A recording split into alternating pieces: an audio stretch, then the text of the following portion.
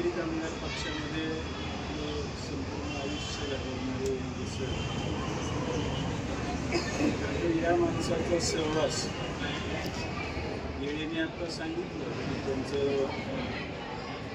जीवनक्रम प्रयत्न हा खऱ्या अर्थाने लावली रयत शिक्षण संस्थेचं चेअरमनपद स्वीकारल्यानंतर त्यांच्या अनेक निर्णयावर हिंदी सरांचा एक वेळ असा आला होता की विरोधपक्षांनी त्यांना प्रेशर आणलं होतं की तुम्हाला बदलाव करावा लागतो शिक्षकांना. म्हणजे शिक्षक हा एकमेव प्राणी असा की ज्याला शिक्षण सोडलं तर कुठलाही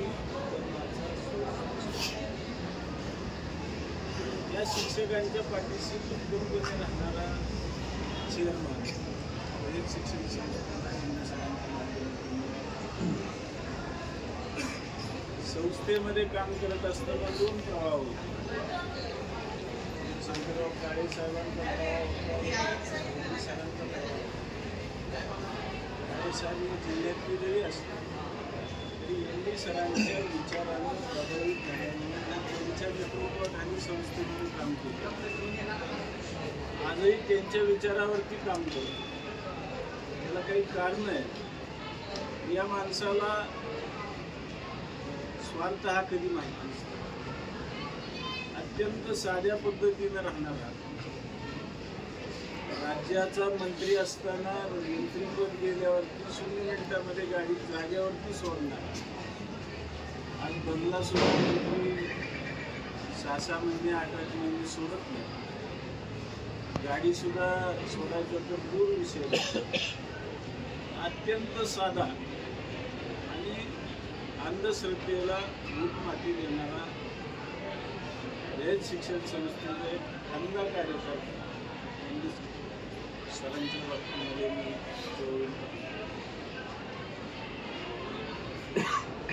बेळगाव कारवारसह संपूर्ण कर्नाटकमध्ये असणारा एरिया हा मराठी बहुल असल्यामुळे महाराष्ट्रामध्ये सामील करण्यासाठी त्यांनी अनेक आंदोलन.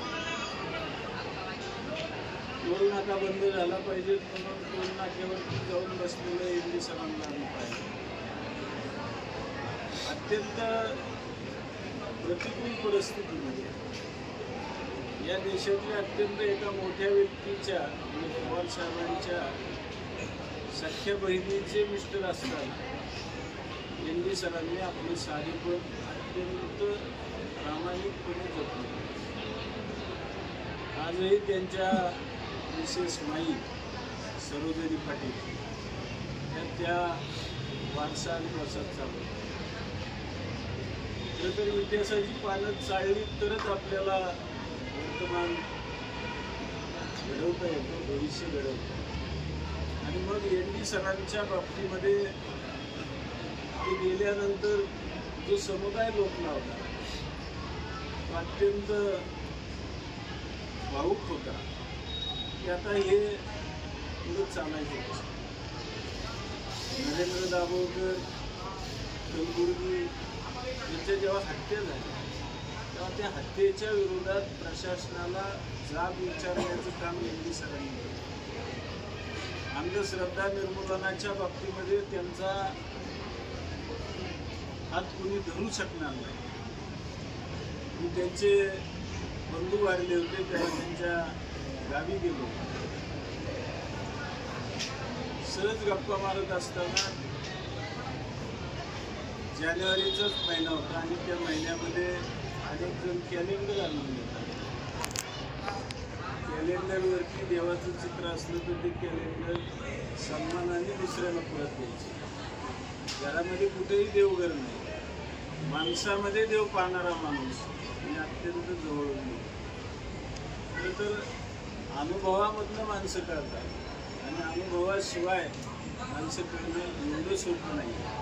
आणि त्याच्यासाठी वेळेतून जे वाचन केलंस नक्कीच सर्च करून हरकत नाही. एनडी सरांचे अनेक पुस्तकं, एनडी सरांचे अनेक लढे अनेक आंदोलन आहे.